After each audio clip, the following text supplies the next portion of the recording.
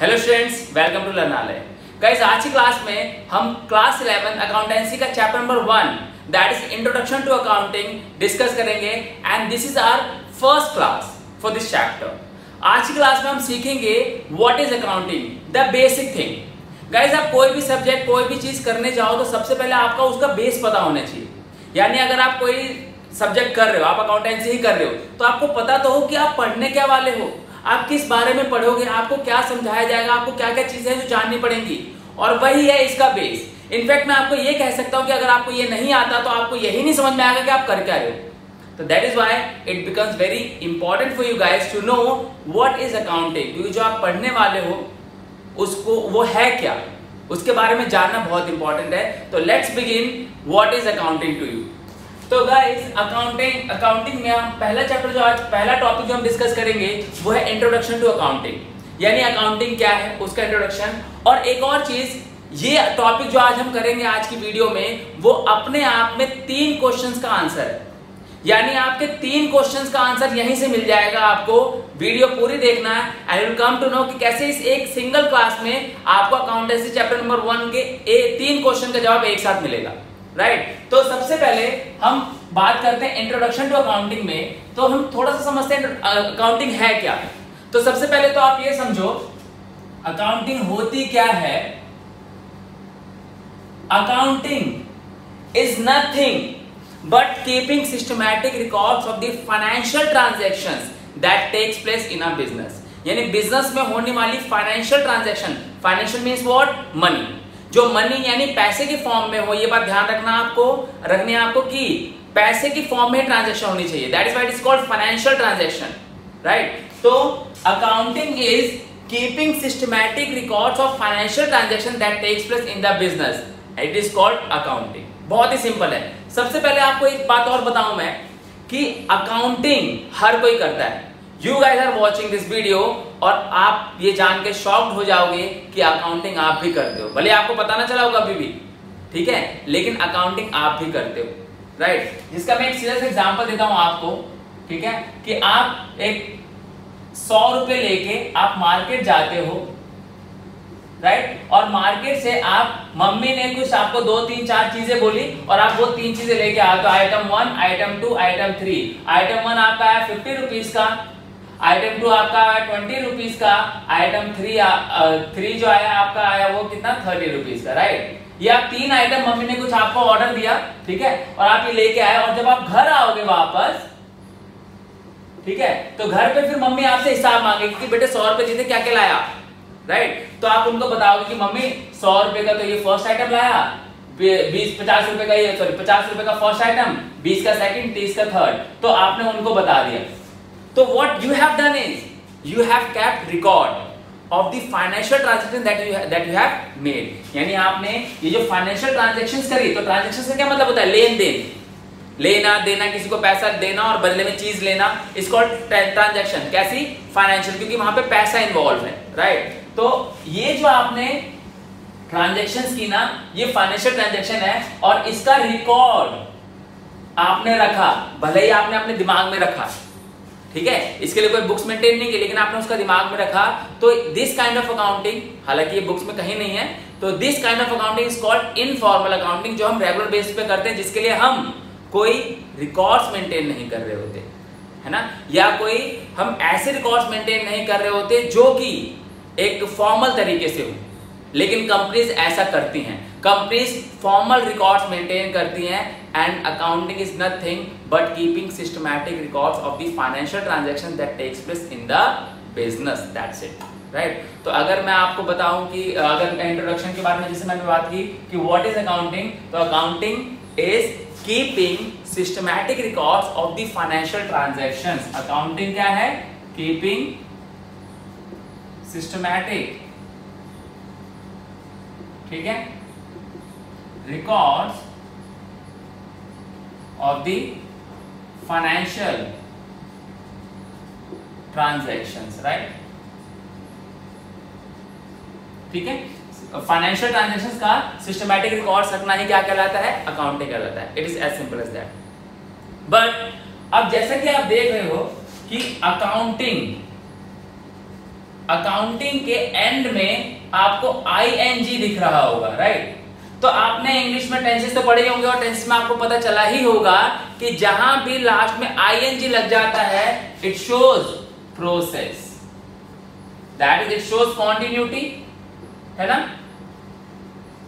ये कॉन्टिन्यूटी को प्रेजेंट करता है ना। तो यानी कि एक बात क्लियर हो जाती है कि accounting is a continuous process. Accounting की ऐसी प्रोसेस है जो कि कॉन्टिन्यूअस बेसिस पे होती रहती है, यानी अकाउंटिंग ऐसे नहीं कि एक बार कर दिया और रुक गए। अकाउंटिंग जब तक बिजनेस की लाइफ है तब तक अकाउंटिंग होती रहेगी। तो यानी कि accounting itself has a process. Accounting क्या है? Keeping systematic record. अकाउंटिंग की क्या होती है? एक प्रोसेस होती है। तो अब हम समझते हैं उस प्रोसेस को जिसके थ्रू आपको अकाउंटिंग बिल्कुल ही क्लियर हो जाएगी, राइट। तो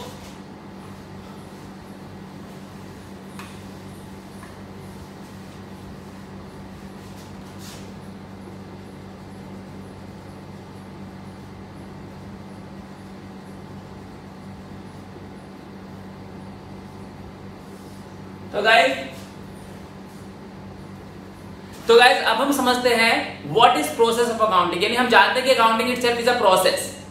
उस प्रोसेस को आप कैसे समझोगे, कैसे समझाओगे, राइट। तो हम समझते हैं process of accounting. Guys overall there are 7 steps. आप उसको 8 में भी कन्वर्ट कर सकते हो या 8 है तो 7 में कन्वर्ट कर सकते हो, हम उसको समझेंगे। सबसे पहला स्टेप हमारा होता है, पहला step, the very first step of accounting is identifying. ठीक है, सबसे पहला स्टेप होता है हमारा आइडेंटिफाइंग। ठीक है, इस प्रोसेस में क्या किया जाता है? इस प्रोसेस में सबसे पहले बस ये पहचाना जाता है कि whether the transaction that has taken place is monetary और not. Keep it in mind, accountancy में सिर्फ और सिर्फ फाइनेंशियल ट्रांजैक्शंस को रिकॉर्ड किया जाता है, नॉन फाइनेंशियल ट्रांजैक्शंस को अकाउंटिंग में कभी भी रिकॉर्ड नहीं किया जाता, राइट। तो ये बात आप हमेशा ध्यान रखोगे। तो सबसे पहला स्टेप होता है आइडेंटिफाइंग। इस प्रोसेस में क्या करते हैं? आइडेंटिफाई करते हैं कि whether transaction that has taken place is monetary, that is it in terms of monetary, और it is non money, that is non monetary effect it has. अगर ये मॉनेटरी है तो ये हमारे मतलब की है, अगर ये मॉनेटरी नहीं है तो हमारे किसी मतलब की नहीं है। ठीक है, तो पहला स्टेप आपको ये देखना होता है कि ट्रांजैक्शन मॉनेटरी है या नहीं है, फर्स्ट स्टेप। यहां से हम पहुंचते हैं अपने सेकंड स्टेप पे, जिसमें हम क्या करते हैं? मेजर करते हैं। ठीक है, वी मेजर कि जो ट्रांजैक्शन हो, पहले तो हम ये पहचानते हैं कि मॉनेटरी है या नहीं, और दूसरा अगर मॉनेटरी है तो व्हाट इज द वैल्यू, यानी उस मॉनेटरी वैल्यू, उस मॉनेटरी टर्म की वैल्यू क्या है? 10,000, 20,000, 5,000, 50,000, 10 लाख, 50 लाख, क्या? ठीक है, तो we measure the value in money. Monetary term में उसकी वैल्यू कितनी है जो हम ट्रांजैक्शन हमने की है। तीसरे स्टेप में जब हमें पता चल गया कि ये हमारे मतलब की है, फिर हमें ये भी पता चल गया कि वो कितने की है, तो अब तीसरा स्टेप हमारा होता है ये उसको रिकॉर्ड करना। पता चल गया हमारे मतलब की है, पता चल गया कितने की है, तो अब अगला स्टेप हमारा क्या होगा? इसको रिकॉर्ड करना। तो रिकॉर्डिंग। ठीक है गाइस, रिकॉर्डिंग करने के लिए सबसे पहले, ठीक है, आप प्राइमरी बुक्स ऑफ अकाउंटिंग में रिकॉर्ड करते हो, जिसे हम जर्नल बुक बोलते हैं। ठीक है, जर्नल, ठीक है, बुक्स होती हैं ये। ठीक है, जर्नल बुक और सब्सिडरी बुक। ठीक है, ये अपने आप में बेसिकली चैप्टर्स भी हैं, तो अब जब आप आगे जाओगे तो आपको इसके बारे में पता चलेगा। These are primary books of recording. Primary books of recording इसको इसलिए कहा जाता है क्योंकि कोई भी ट्रांजैक्शन जब होती है बिजनेस में तो उसको सबसे पहले यहीं पे रिकॉर्ड किया जाता है। एट फर्स्ट वो यहां पे रिकॉर्ड होंगी, ठीक है, उसके बाद वो आगे जाएंगी। तो that is why they are called primary books of recording. तो रिकॉर्डिंग होती है सबसे पहले आइडेंटिफाई, फिर मेजर, फिर रिकॉर्ड। अब रिकॉर्ड कर लिया, और रिकॉर्ड करते टाइम आप ये ध्यान रखना कि सारे ट्रांजैक्शंस को इकट्ठा रिकॉर्ड करते जाते हैं ताकि हम भूल ना जाए, because there are transaction in bulk जो बिजनेस में होती है। तो इतनी सारी ट्रांजैक्शंस को हम भूल ना जाए कहीं, इसलिए हम एक जगह पे रिकॉर्ड करते रहते हैं, और फिर आता है अगला स्टेप। ठीक है, रिकॉर्ड कर लिया आपने तीसरे स्टेप में। फिर चौथे स्टेप में आप क्या करोगे? रिकॉर्ड करने के बाद आप करोगे क्लासीफाई। ठीक है गाइस, होता क्या है ना, ठीक है, क्लासीफाइंग। अगला स्टेप क्या होता है? क्लासीफाइंग। गाइस होता क्या है ना कि जब इतनी सारी ट्रांजैक्शंस होती है ना, तो हमारा एक बेसिकली हमारा एक प्रोस्पेक्टिव होता है कि कहीं हम भूल ना जाए या कोई मिसप्लेस ना हो जाए, कोई ट्रांजैक्शन रिकॉर्डिंग हम ओमिट ना कर जाए। तो इसलिए हम क्या करते हैं, सबको पहले रिकॉर्ड करते जाते हैं, ठीक है। फॉर एग्जाम्पल आप कभी भी जैसे आप सपोज किसी रेस्टोरेंट में जाते हो या आप किसी मतलब लोकल चाइनीज वगैरह पे जाओगे, तो आप देखोगे क्या होता है, वो आपसे ऑर्डर लेते हैं, उस स्लिप को वहां पे वो एक सुई जैसी होती है उसमें लगा देते हैं, है ना। उस टाइम वो कुछ हिसाब नहीं करते, बट आफ्टर क्लोजिंग, जब शॉप क्लोज हो जाती है, रेस्टोरेंट क्लोज हो जाता है, तो वो उनको रिकॉर्ड करते हैं कि भाई आज हमारा कौन कौन सा सामान कितना कितना बिका, ताकि वो अगले नेक्स्ट डे के लिए उसी के अकॉर्डिंग प्रिपेयर कर पाए। तो ऐसे ही होता है, अगर वो वहीं पे देखें बैठने लगे कि मेरी चाउमीन इतनी बिकी, मेरा फ्राइड राइस इतने बिके, मेरा मंचूरियन इतना बिका, तो क्या होगा, ऐसी कंडीशन में वो कोई ना कोई ट्रांजेक्शन भूल जाएंगे, क्योंकि ये हिसाब किताब करने वाला काम क्या होता है, बाद में तो दे क्लासिफाई बट आफ्टर आवर्स, है ना। तो क्लासिफाई क्या होता है, पहले रिकॉर्डिंग होती है ताकि सारी चीजें एक जगह इकट्ठी हो जाए, और फिर उसके बाद क्या होता है, फिर क्लासिफिकेशन होती है। तो अगला आ जाता है हमारा क्लासिफिकेशन। गाइस क्लासिफिकेशन होता कहाँ है, क्लासिफिकेशन के लिए हमें बनाना पड़ता है trial balance, ledger, in fact ledger, ठीक है। तो लेजर में क्या होता है, there are the whole accountancy has been divided into 5 parts. आप बस ना समझो, पूरी अकाउंटेंसी जो आपकी है ना, उसमें 5 नेचर हैं टोटल, ठीक है। और वो 5 नेचर कौन कौन से हैं, या तो आपकी असेट है, या आपके एक्सपेंसेस हैं, या आपकी लायबिलिटी है, या आपके कैपिटल है, या फिर आपका रेवेन्यू है, राइट। तो अब जनरल में जितनी भी चीजें रिकॉर्ड हुई वो इन 5 में से कोई एक होंगी, है ना। तो उन 5 के according as per their nature, जो इनमें से जिसमें लाया कर रहा है उनको क्लासिफाई कर दिया जाता है। सारी एसेट्स यहां चली जाएंगी, सारी लायबिलिटी चली जाएंगी, एक्सपेंस चले जाएंगे, कैपिटल, रेवेन्यू, सारे के सारे एज पर देयर नेचर अपने अपने अकाउंट में चले जाएंगे under a single head, and that single head is called trial balance, right. तो ये है हमारा क्लासिफिकेशन। तो 4 स्टेप हो गए, 1 2 3 4। अब ये हो गया लेजर, हो गया लेजर तक, यानी क्लासिफिकेशन तक हो गया। नेक्स्ट हमारा 5th स्टेप आता है। 5th स्टेप में हम क्या करते हैं, समराइज करते हैं, ठीक है। समराइज क्या करते हैं, अभी जो सारे अकाउंट्स इकट्ठे होकर बन गए, सबके हमें ओपनिंग बैलेंस पता चल गए, तो इन सबको अब एक जगह पे ले जाकर रखा जाता है in order to analyse them. आगे उनके ऊपर और काम भी तो करना है, आगे पता भी तो करना है कि भाई फायदा हुआ, नुकसान हुआ, प्रॉफिट लॉस हुआ, तो उन सबको एनालाइज करने के लिए एक जगह पे रखा जाता है, इसलिए इट इज कॉल्ड समराइजिंग, यानी सारी इंफॉर्मेशन को समराइज करके एक जगह पे पुट ऑन कर दिया जाता है, राइट। तो नेक्स्ट हमारा समराइजिंग। समराइजिंग के लिए हमें बेसिकली क्या करना पड़ता है, जैसे आप देखोगे ट्रायल बैलेंस बनाया जाता है, ट्रायल बैलेंस और ट्रेडिंग अकाउंट और P&L, तो ये सारे होते हैं जहां पे इनकी समराइजिंग हो रही होती है, यानी सबको उठा के रख दिया जाता है, ठीक है, और हम एक पर्टिकुलर रिजल्ट के लिए काम करना शुरू करते हैं, है ना। तो नेक्स्ट हमारा 6th स्टेप है हमारा एनालाइजिंग और इंटरप्रेटिंग, ठीक है। हम अगले स्टेप में क्या करते हैं, एनालाइज करते हैं। जब सारी चीजें एक जगह पे आ गई, तो now we will analyse them, कि जो ट्रांजैक्शंस हुई उन ट्रांजैक्शंस के अकॉर्डिंग हुआ क्या, फायदा हुआ, नुकसान हुआ, ट्रांजैक्शंस ने जो बिहेव किया वो किस तरीके से किया, हमारे फेवर में किया या फेवर में नहीं किया, that is profit and loss, you can say, जो आपकी फाइनेंशियल पोजीशन को रिवील करेगा, राइट। तो यहां से हमें पता चल जाता है कि हमें प्रॉफिट हुआ या लॉस हुआ, क्या हुआ, क्या, ये एनालाइजिंग होता है, राइट, ठीक है। और नेक्स्ट लास्ट हमारा होता है 7 कम्युनिकेटिंग, ठीक है। अब यहां पे हम क्या करते हैं, हम कम्युनिकेट करते हैं। कम्युनिकेट क्या करते हैं, जो भी आपका रिजल्ट आया, अब आपको पता चल गया कि आपको कोई रिजल्ट आया, यानी आपको प्रॉफिट आया या लॉस आया, कोई एक पर्टिकुलर रिजल्ट आपको पता चल गया, वो पर्टिकुलर रिजल्ट जो आपको आया, वो आपको पहुंचाना पड़ेगा अपने यूजर्स तक, because that is nothing but the information to you.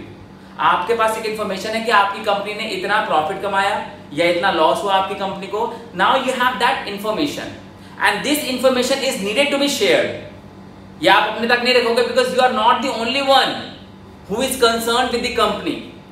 बहुत सारे लोग हैं जिनका उसमें पैसा लगा होगा, ठीक है, गवर्नमेंट हो सकती है, वो माने यूजर्स हैं, कम्युनिकेटिंग विद यूजर्स इनफैक्ट। तो यहां पे होगा कम्युनिकेटिंग विद यूजर्स। अब यूजर्स कौन से होते हैं, यूजर्स के बारे में हम डिटेल में थोड़ा सा पढ़ेंगे, बट यहां पे मैं बस आपको बता दूं, there are two types of users, internal and external. ठीक है, internal users and external users. तो इंटरनल यूजर्स कौन से होते हैं? जो बिजनेस के अंदर रहते हैं, ठीक है, और एक्सटर्नल यूजर्स कौन होते हैं? जो बिजनेस के बाहर होते हैं। इसके ऊपर एक मैं वीडियो बनाऊंगा, हम उसमें इसको डिटेल में समझेंगे कि इंटरनल यूजर्स कौन से होते हैं और एक्सटर्नल यूजर्स कौन से होते हैं। तो अपने यूजर्स को इनको इन्फॉर्मेशन प्रोवाइड करनी पड़ती है, ये इनका नेक्स्ट स्टेप होता है। तो यहाँ पर आप देखो टोटल 1 2 3 4 5 6, ये 6 यहाँ पे 2 हैं। आप इनको 6 और 7 भी बना सकते हो, या 6 और 7 एक साथ बनाओगे तो भी गलत नहीं है ये, ठीक है, और 7, तो यू हैव 7 और 8 स्टेप्स, राइट। तो ये है आपका प्रोसेस ऑफ अकाउंटिंग, ठीक है, यानी अकाउंटिंग के लिए आपकी ये प्रोसेस फॉलो होती है, जिसमें आपको 7 स्टेप फॉलो करने पड़ते हैं, यानी और आपकी पूरी की पूरी बुक भी यहीं से शुरू होकर यहां खत्म हो जाती है। स्टार्टिंग के 2 तो जो है वो कोई चैप्टर्स नहीं है अपने आप में, क्योंकि ये दोनों समझने वाली बात है, आपको पहचानना है देख के कि मॉनेटरी टर्म है या नहीं है। Because accounting takes into consideration only those transactions which are monetary by nature. वो इमोशंस को नहीं देखता, ठीक है, आपकी ऑनेस्टी किसी काम की नहीं है, ठीक है, आपका लेबर किसी काम का नहीं है, आपकी जो भी इमोशंस आपके हैं वो उसमें काम नहीं करते। हाँ, जो प्रैक्टिकल मॉनेटरी टर्म्स हैं, आपने बिजनेस को 5 लाख का बिजनेस दिया, ये बिजनेस ये मॉनेटरी है, ये अकाउंटिंग इसकी होगी, लेकिन आपने बहुत ईमानदारी से काम किया, इसकी अकाउंटिंग नहीं होगी। बात समझ में आ रही है? तो ये है आपकी अकाउंटिंग प्रोसेस। तो गाइस एज आई सेड कि ये आपके 3 क्वेश्चंस का एक आंसर होगा, जैसे कि मैंने आपको बताया। तो अब मैं वो रिवील करता हूं कि ये कौन से 3 क्वेश्चन का एक आंसर बनेगा।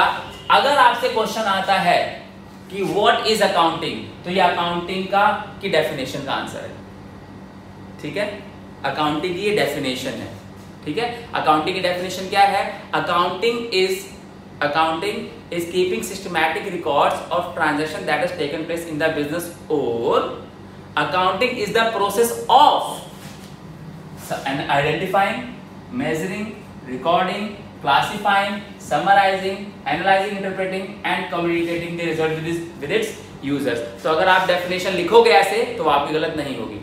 ये पहला आंसर हुआ आपका, ठीक है। दूसरा, व्हाट इज अकाउंटिंग प्रोसेस, ये रही अकाउंटिंग प्रोसेस, ठीक है, ये आपकी अकाउंटिंग प्रोसेस। 2 क्वेश्चन हो गए।